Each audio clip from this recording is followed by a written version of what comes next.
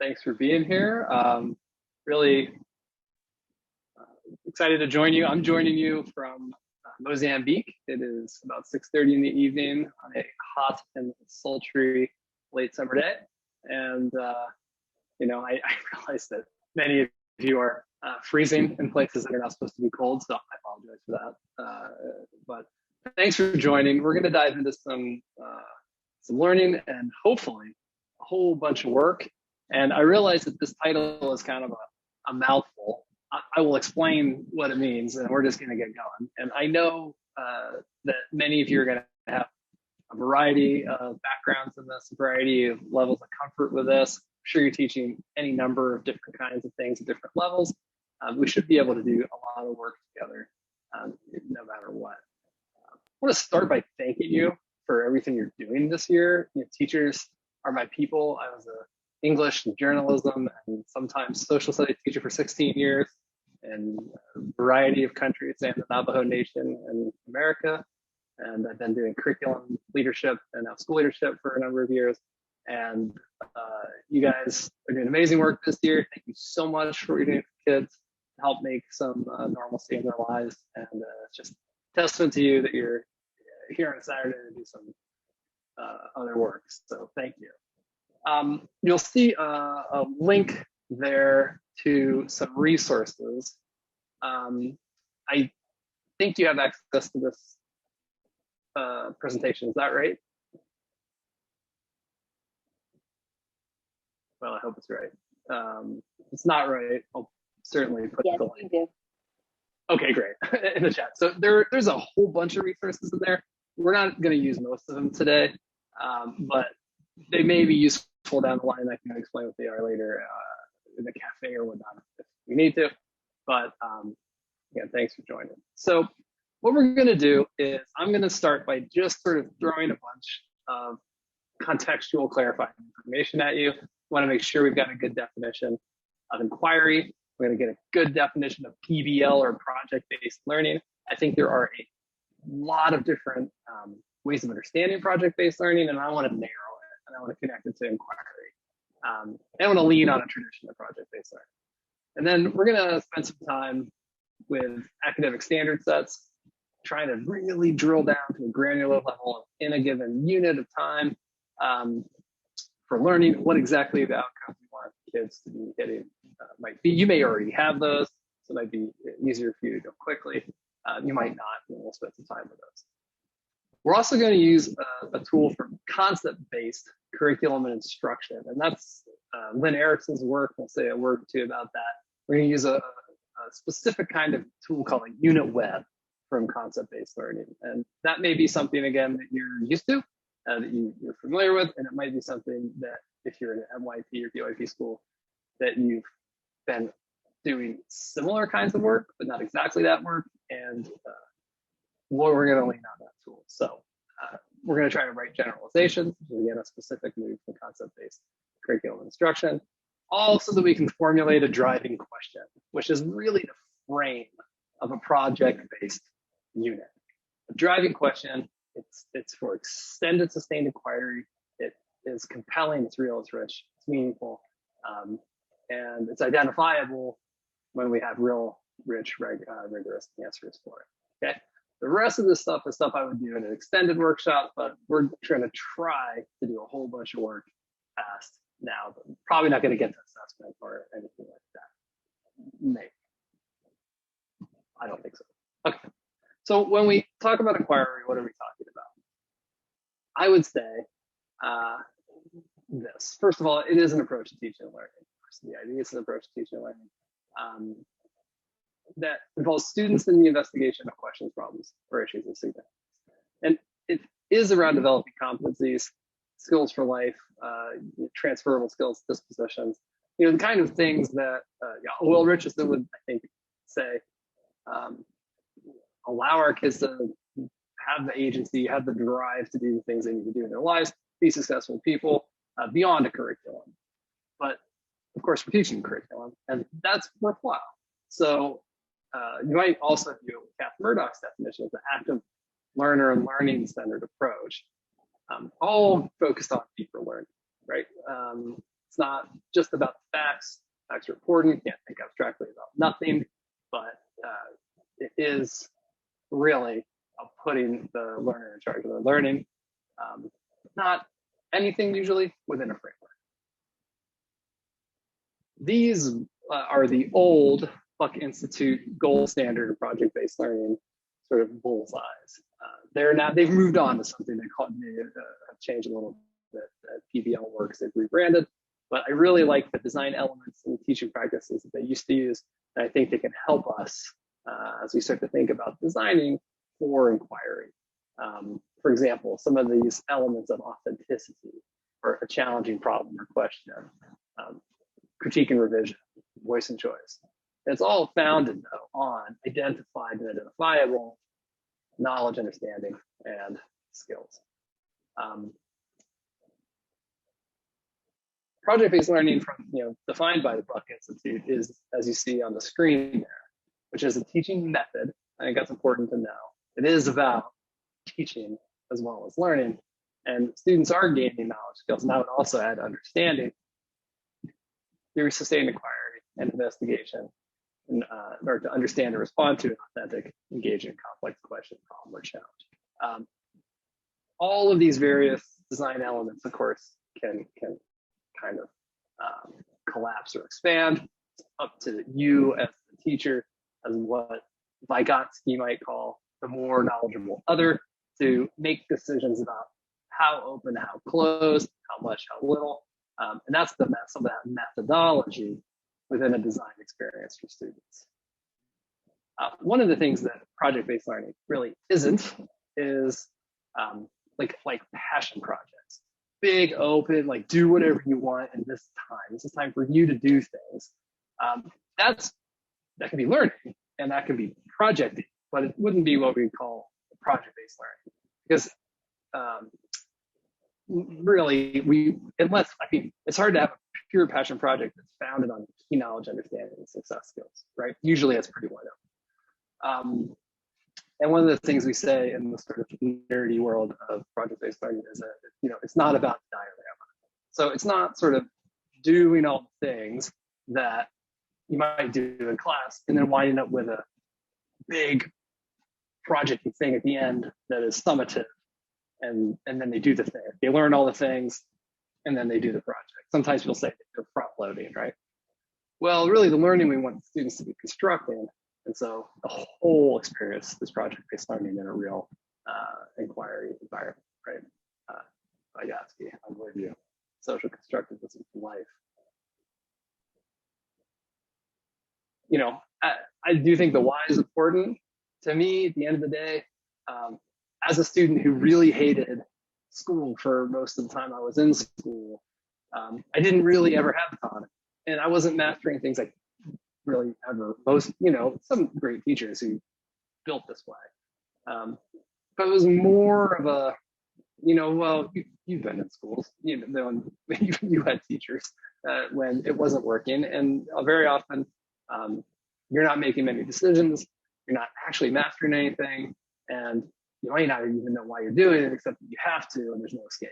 So when we can design environments that offer levels of autonomy, clear opportunities for mastery, and a reason that goes beyond because you have to, and sometimes there is because you have to. That is actually okay, as long as we can offer other pieces that aren't just that. They can't, ideally isn't always just that. Towards deeper learning, which is that, my friend Susie Voss says hard fun, and I like that because I actually like hard sports. I like whitewater kayaking and snowboarding, and I like things that sometimes make me really uncomfortable and exhausted. And I'm actually, this computer is sitting on my wife's sewing machine box. She has been designed. You might even see behind me there's padding and there's like elements of a bag made from Catalana. And she's just geeking out on this right now. So she will spend hours and hours and hours. Fortunately, she jammed her sewing machine last week. And this is her thing right now. And it won't be forever. And it wasn't a year ago, but I think that kind of productive struggle is evocative of a pattern of deeper learning that when people are motivated. We can also personalize this way. Sometimes, I mean, in these digital environments, I think, I know teachers struggle with black screens, very little engagement sometimes. Teachers are struggling with, students who may have internet issues, maybe they're limited space in their own living environment, which they're just sort of not able to focus or engage because brother and sister are learning next to them. But it's something completely different. If we can personalize learning, if we can allow students to be able to know what to do in sort of milestone steps, let's say when they're not with you or they're not online, we start with those non-negotiables, and that's what we're about to do, and then start handing over everything else. It lets us then maybe do some of that breakout room work, do that conferencing, get to know the kids. I mean, it is amazing to think that there are teachers, and this may be your experience, I don't know, who haven't been in a room at all this year with their learners. And so if you can start to design and through some of these lenses, it gives us that opportunity to spend most of the time, maybe in dialogue, in artifacts, looking at their learning and having conversations about that learning, and not worrying so much about delivery or those other pieces, so that kids are still aiming at the target of knowledge, understanding, and success. Okay. I bet you have questions about all that. That was just a lot of context framing, but I really hope we can dive in right now. It might be confusing. It might be hard, right? You know that learning is messy. And, sometimes when we get in real inquiry environments, like, what the heck is going on? I'm not even sure, like, where do I start? We can get frustrated, right? We can get a little put out. And that's okay, because you've seen kids do that, right? And we can't have inquiry environments for learners if we have to put ourselves in those environments regularly. So kids can't get what adults don't have. Let's do some inquiry, right? Build some muscles and embrace that learner's mindset of the uncarved block. That's why I have this attractive piece of wood on the screen, which in Taoist tradition is called poo. So that makes it easy to remember, because it's a little funny that it's called poo for an English speaker. So step one, right? And by the way, I'm sorry I don't get to know you here, but we only have an hour. I hope we can get some outcomes here for ourselves, right? We'd like to begin at the end by identifying some learning outcomes. I hope everyone has some unit in mind that they would like to work on. I hope you're designing that way. I hope that's part of your practice. If not, we can have a quick conversation on what to do. But I think if you have that unit in mind, if you have other documents you can open up and whatnot, what we need is identified set of standards. Here is a link to a whole bunch of different kinds of standard sets if you don't have them. If you do, can you pull them up now, right? Can I get a sense, maybe? Let's see here. I gotta find participants. Can you give a little yes gesture if you have a unit with standards ready to go? Ready to work with?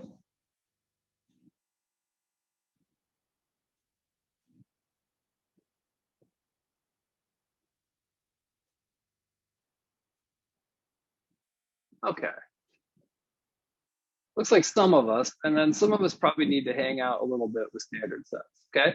So what I think I'm gonna do is set up a timer for about 8 minutes, which doesn't give us a ton of time. So go into this, I already have the document open. If you don't have standards, go into this document, choose any one of these links, and jump in and just spend a little time thinking through some of this. Find your grade level. Maybe you're linking English and social studies. That's just fine. Go and find a smattering from each. Drop them into some document for yourself, because we're going to use those next. Okay. So if you don't have that, do that now. We'll do. 8 minutes on that, folks. Who? So you can just mute us and do some deep thinking for yourself. Okay, really drill in, like what feels interesting. Get as many as you think, many as you find interesting. Folks with standards, your move. We're gonna skip this for now. Okay, your move right now, and get you going ahead, is to go to slide 14. And if you are a science teacher, a social studies teacher, a math teacher, or an elementary teacher working on science, social studies, or math, I want you to click on this. It's going to take you to a forced copy page. Press yes, and then open it. If you are in arts, languages, English, or PE, and PE you could choose. You can even take a look at both of them, see if one makes more sense to you. Kind of throwing you in the deep end here. Click on this and open up this unit web. Okay, the unit web document looks like this for the process disciplines. It looks like this for the knowledge disciplines. You have an example to look at, and then you have on page 2 a blank one. Okay, and if you have standards already, here's what I want you to do. Click on the Jamboard on a sticky note, go into your standards, and just start identifying key words and phrases, typing them in, pressing save. Just do that for the remainder of the time. Type a word or phrase, press save. Okay, we'll get you ahead, and then we'll be able to catch up here in a little bit. Okay, so first of all, thank you for just digging in and doing some work. I'm going to move backwards. Here we go. So some great questions coming through in the chat about people who are in primary school or elementary school teachers who are looking to do a little interdisciplinary work, right? Maybe some math towards with that in a unit that includes some writing. Fantastic. I would always recommend you pull standards that are germane to each. And of course, you're going to have your math standards, you're going to have some writing standards, and there's a lot of ways to play around with this, right? But as long as you have standards to begin with, we're in great shape. I did want to share, actually, I don't know how many of you know, here's a great Google hack. If you have a Google Doc where it usually says view or edit, if you replace the text for copy and share that, you can share it with anybody and it becomes a forced copy, and they can't actually open the document. They get a copy themselves. Perfect when you're sharing with kids or even parents or whatnot. So quick hack. Okay. So what we're going to do now is we're going to spend some time in these webs. All right. And probably 15 minutes or so, maybe less, we'll see. So if you got to start on that, great. And if you're still sort of thinking, I don't want to interrupt your thinking, please feel free to keep going. One of the things we do want to try to identify as well as we move towards a driving question is a conceptual lens. And this will be really important, even for every single unit you do, but also if you're doing an interdisciplinary unit, like what is the organized concept, right? Okay. This is Lynn Erickson's definition of a concept. Generally drawn from a discipline or between disciplines, but not usually something totally outside of a given discipline. If you ever have questions on why that is about disciplinary concepts, I would recommend Patricia Alexander's work from the 90s on frameworks of knowledge. Kind of the seminal thinker, but generally abstract, not fixed in place and time, right? So bears are not really a concept, but mammals, right? Facts are fixed in place and time, right? The Nazis, or I guess at least they used to be. This is important because one of the things I'm going to ask you to consider is a potential conceptual lens. right? And this is one big idea. And if you've worked in PYP or MYP schools, and I'm sorry, again, I don't have much of an idea. I wish we could hang out and we could get to know what you do. But the key concept is really relate. It's not exactly a conceptual lens, but it can. So, are there a few big, important concepts, big, abstract, important ideas that could unite the content and skills within your unit? For now, if you could just jot those down, that could be on paper next to you. It could be on the Jamboard, but it's useful to have this kind of idea in hand, right? We'll come back to it after we do some brainstorming, but I want to just share this and give you about a minute to think. Is there something obvious? Have you thought about this? Jot down a few big important concepts that could tie your unit together, like the dude's rug. Okay, so our next move is this, right? You've, again, the links to the forced copy unit webs are in the chat. Sorry that they're not working on or whatever it is, hard to access the PowerPoint or whatnot. But we'll start here. If you are teaching in one of our knowledge disciplines, right? The idea is to just start deconstructing the standards for a bit. Get your standards in front of you and just start pulling apart the important ideas. So this is, for example, a grade 10 unit on chemical bonding with a conceptual lens of system, right? Just in the standards, there's terms like valence electrons, electronegativity, formation of ions. And some of this actually isn't directly from standards. Some of this is specific content that the expert teachers know they're going to need to touch, like polarity and Westbrook theory and valence bond theory and so on.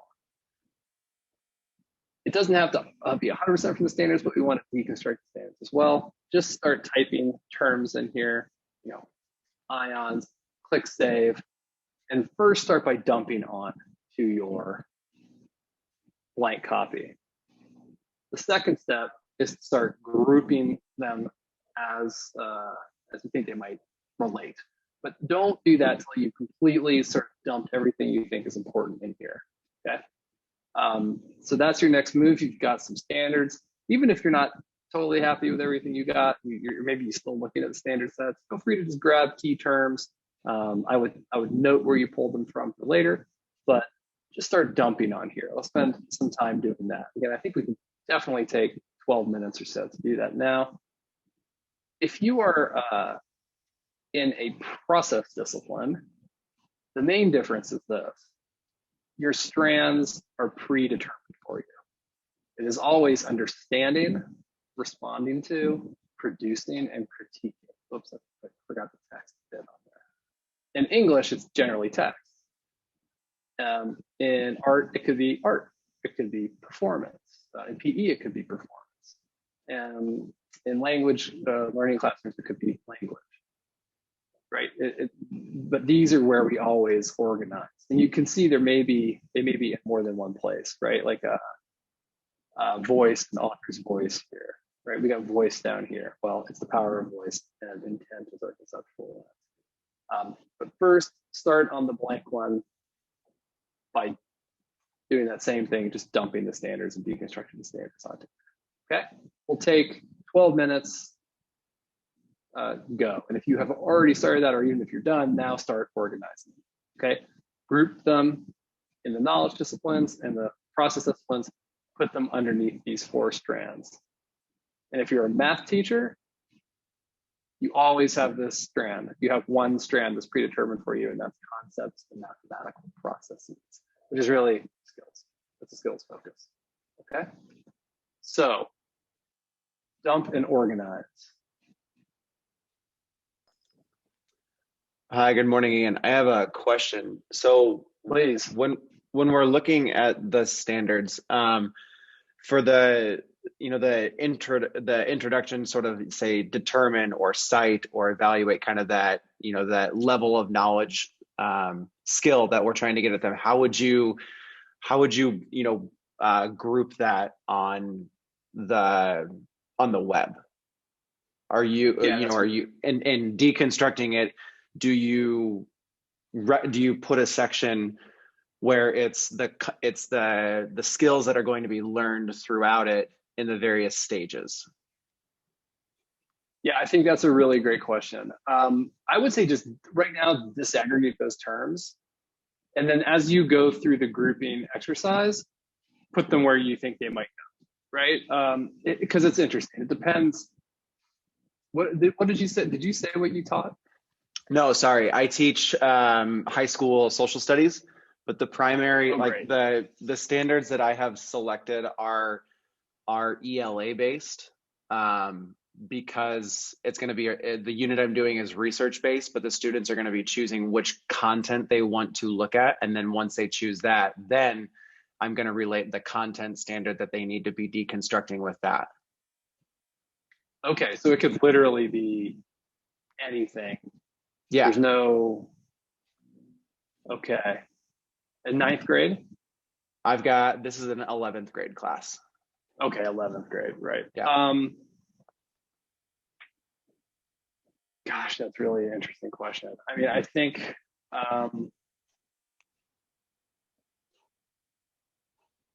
have you thought, okay, well, I think you're going to probably you should try to consider using the process discipline map, actually, if if you're leaning on those standards, Yeah. because research itself, and you know what? I mean, the ISTE standards, I don't know if you looked here at all, but the ISTE standards have some interesting things to say about research. What standards are you using for social studies? We use the Aero Plus standards through Common Core. Okay. Yeah. So they're really, like, for social studies, they're really sort of broad, and they don't give, the super specifics, which does allow for some freedom with that and the opportunity to dive into different sections or different time periods. So yeah. Yeah, I mean, it's an interesting question. So I think that, like, have you identified like an inquiry cycle or any kind of specific research process that you're using? I mean, really, like, to start the project, my idea is to have them research what were some key events throughout the 20th century that defined the United States, whether it be from politics to the economy to society, and then pooling all of those together, and then the students get to choose, maybe even rank, which ones of those are they the most interested in, that they would want to dive further into and create a project about. The concept that I want to do is to have some kind of resource that generations or classes after this one would be able to go to and use as a tool for learning, and even to have sort of a museum of some sort, whether it be virtual or a physical museum. And it's there. Like, they've spent time to be able to create this, item of learning, and this exhibit. I mean, from an understanding by design standpoint, you got a real sense of the outcome, physical outcome you'd like to see. That's pretty clear, right? I was wondering if you have explored or thought about a cycle of inquiry for research, right? There are actually a lot of them out there that suggest, for example, like AP seminar and research have a very specific inquiry cycle that's pretty cool, and you can Google it, pull it up. Like, there is something when you move away from content and you let content be flexible. Now you're still narrow to the 20th century, right? So there may even be some pieces you can pull from those content standards that might add a little grist later, but you're gonna have to lean hard on process. So finding a cycle, finding some sort of stepped. Right. Like, my idea with it is that once they have selected their topic, then they're going into, get background basic research, and then, they come and they conference with me. What have you found so far? What questions do you have? and then kind of going through that to say, okay, this is, you know, I've got this basic understanding, this is where I need to go next. And the framework is basically like the focus of my class is really to see, you know, how much progress has been made since the beginning of the 20th century in terms of, you know, in any kind of aspect with US history, which seems fairly vague and broad. But I mean, I have my own, I have my understanding of that. And so, yeah, it's just like the process that I see is the initial discovery, it's the check-in, it's the clarifications, or, you know, what's solid and what needs to be reinforced. And then to go back through that process and then check in back again and say, okay, what did you need to clarify from the last conference? Are we good to go? And what are your, you know, what's your next path? So I think, like, going back to then your question around these active verbs, right? I think actually it's really important for you to just pull out every single one of them, dump them into this map, because I think there is actually some really interesting thinking that you could, like, I hear you again, you've got the pedagogy, right? You've got like what kids are going to be experiencing. You sort of know what it'll be like at the end. And this question of progress seems to be problematized, you know, and good, it should be. I mean, that's rich and real and relevant. Kids can dig into that. I can dig into that, right? You're clearly digging into that. So I hang out with that thinking, pull everything, just start dropping it, and then organize it, you at it, right? And going, you know, label it and see where you get to. I think, I would do that. I would do that. Okay. Thank you so much. You. I appreciate it. Yeah, absolutely. Ms. Nelson, a question around the English Jamboard and a few things. I had a few questions. I opened up the process Jamboard and saw the English example there. I teach middle school geography and history. So in response to the subtitles in red, I guess I was asking if the subtitles could be modeled around the 4 C's of 21st century skills, because that's something that's pushed at our school. Well, I bet you could, right? Now, so here's the thing. So social studies is really going to live over in the knowledge discipline space. Yes. And what that means, here's the key difference. See these blue bits? These are kind of the titles of the groups. So you could absolutely use those, right? You may start grouping your Post-it notes. So if you have that open, just go ahead and get yourself a blank page and just start grouping those, or even just ignore the red bits and start grouping them. And then think about how you might label them. And it may well be that you want to borrow some of the 4 C's languages, which actually I don't know. So apologies. Why not, right? It's up to you. Absolutely. So I made the knowledge one during the first work time, and so I separated. Let me see if I can find it really fast. So I focused on one standard that we focus on when talking about the European Union. It says Standard 13 understands the forces of cooperation and conflict that shape the divisions of Earth's surface. And so when I made the first one, can I show it? Actually, sorry, is that okay if I show it? My Jamboard. It's not quite finished. Yeah. It's not finished yet, but you can see where I'm going with it if you want to, because I have the words written down on paper here. Great. Let's see. Oh, this is actually not. This is somebody else. Go on. I don't know if it's going to show up here, but that's where I started it, anyways. And so that's. It's all right. Go on. Okay. It's separated. I did 3 main categories. I did, cooperation and all the words that tie to that, conflict and the words that tie to that, and factors and the words that tie. So that's not really based on the 4 C's. That's based on like the information of the topic, right? Yeah, so which actually is, should it be different for the second one? I don't think so. No. And really, really only the one. So no, you're in great shape. Okay, thank you. Yep, absolutely. All right, we're gonna take about a minute more to get organized.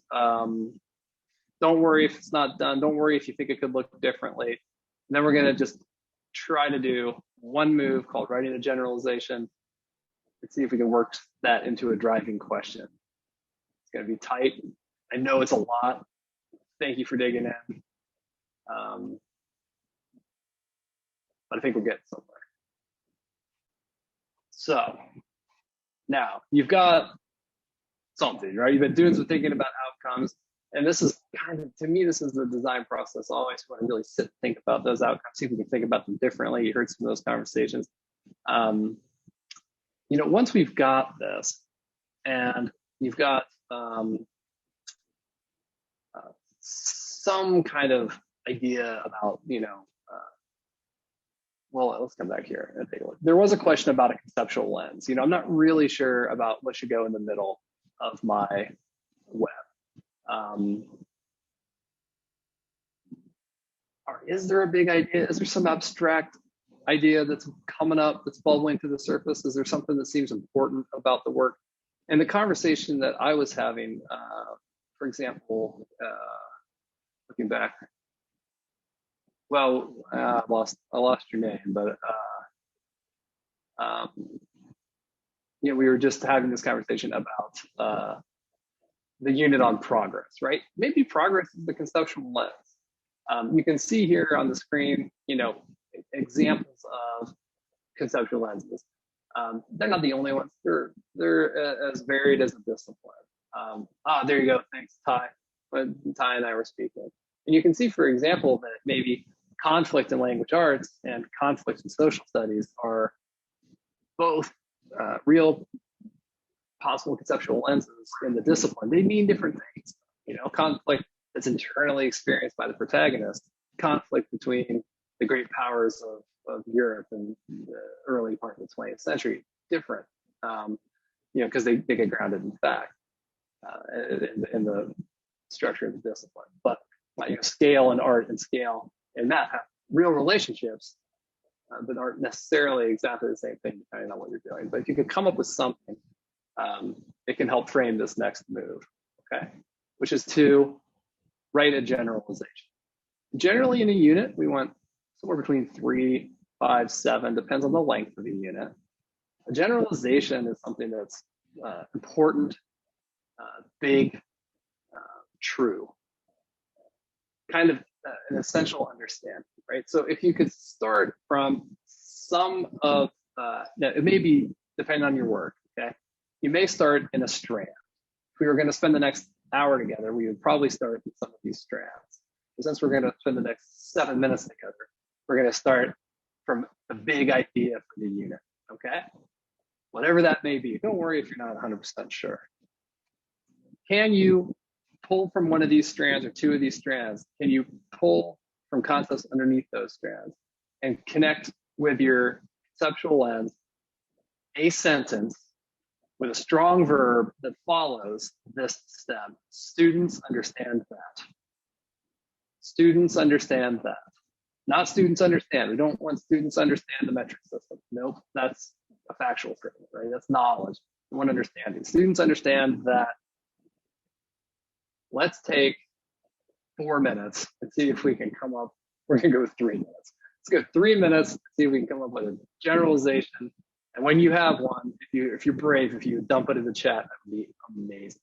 Students understand that. Something from this web. Lean on your thinking in this work. If I was going to go with systems and bonding and energy and structure of matter, what might that sound like? Try it. We have our first generalization. Students understand that progress has been limited to specific social groups that exist in the United States. Oh, wow, look at that. That one even comes with a reflective question, too. Students understand there are multiple points of view in social issues. Is this too vague? Do I need more? I think that if I was you, I would ask how or why. How or why?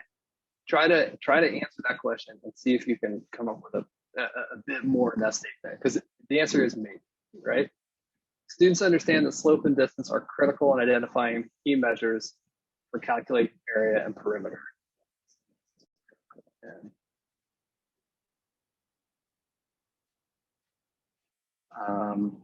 Good. Thank you. Mathematics is a conceptual language, and this is that's absolutely a generalization.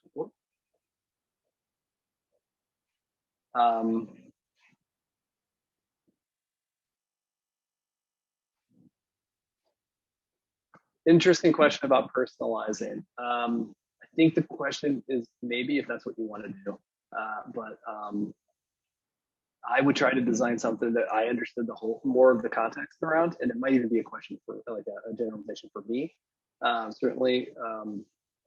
So the answer is maybe, I think, to the question on personalizing in a unit. Students understand how economies are shaped by geographic and human factors. That is absolutely a generalization. Students understand that nations have reasons for both working together and operating independently. Indeed. Students understand that factorizing can be used to simplify the process to solve a quadratic equation. I love when people do concept-based math. Students understand that visual design greatly affects the effectiveness of their message. Miss Tammy, how or why? There's a whole nother thing that Lynn gets into called no-no verbs. Sometimes these state of being verbs are like effects, impacts. If you could go to the next step on that one, I'd be fascinated to hear what it would be. Students understand that geometry knowledge is based on stable structures of states and amusement parts. Well, that one actually has a project kind of along the line with it, right? That comes along with it. Wow, they're coming in fast and furious now, folks. I can't even keep up. Yeah, we only have a few more minutes. I'm going to share the next move. That is the first move of project-based design. And there is a PBL planner in the resource folder that's really great. I love it. Oh, there's so many great. You guys, I can't believe we got here in these generalizations. These ones are great. So the driving question does all this, right? The driving question is really for the learner. And it's the thing, just the focus of all the time you spend in extended inquiry. It's provocative. It helps you focus, right? And that's really what I get to around. I like big inside manageable, and that might just be me. And I know you could be more open. So here's what we do with these generalizations. What would it look like if it was a question that could be posed to learners? Right? This is the big understanding that you want everyone to come out with in your unit. And these are great, you guys. You're keeping coming. I mean, students understand that art reflects the thinking at the time about art and context. Students understand they can contribute in a positive way to their communities by working together with their peers. We got the sort of how there, right? What would it look like if it was phrased as a question? How might that then help focus your design, right? The driving question in PBL is this move. Now, if you want to just stay in concept-based, you don't necessarily need this. You could just have the generalization and plan from that. Think of all the factual questions, conceptual questions, and debatable questions that would guide students to that understanding. And in concept-based learning, you would take each one of the strands in your map and you craft a generalization. And then that would be a pathway to your big generalization that was what you just written. You can wordsmith it into a question. That's a driving question. You can put that in the planner and you can follow the steps in the planner. Holy cow, we got to a generalization in an hour with people from elementary school to high school. Thanks for joining. That's your next step. And I guess put in a quick plug. There's a whole bunch of other things here you want to play around with. There's a thinking routine to move you towards assessment and rubrics. And there is a note here saying I noticed that there's a lot of those resources. There are, because of course your next step is to think about assessment. What's your pathway of formative assessment? What's your culminating assessment look like? That's the work. And if you're looking for explanations for any of those resources, go to PBL Works. That's where really they've done that work. Guys, thank you. That was a sprint. You dug in. It was really a pleasure. Thanks so much. Really appreciate spending this time with you guys. Thank you.